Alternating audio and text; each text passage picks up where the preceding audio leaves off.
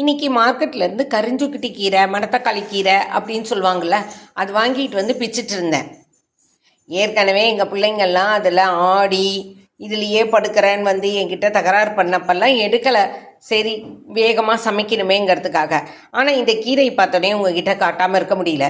இங்கே பாருங்களேன், இலையில கூட அழகாக ஒரே தண்டு தான் அது. பாருங்கள், நான் எங்கேயுமே பிடிக்கல, ஒரே தண்டு தான். ஒரு தண்டு இந்த இடத்துல வந்து ரெண்டாக பிரிஞ்சிருக்கு. எல்லாத்துலேயும் டின்ஸ் இருக்கிறாங்க, வித்தியாசமாங்கிற இலையெல்லாம் கிடைச்சதெல்லாம் உங்களுக்கு நான் காட்டிகிட்டே இருக்கேன்.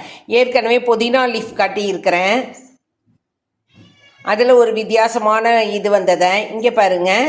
எனக்கு வர்ற கீரைகளோ பூவோ ஏதாவது சங்குப்பூவோட வித்தியாசமாக இருந்ததை காட்டினேன். பாருங்களேன், இரட்டைகள், வித்தியாசமான பிறவிகள்ங்கிறது இயற்கை நமக்கு கொடுத்துட்டே தான் இருக்குது.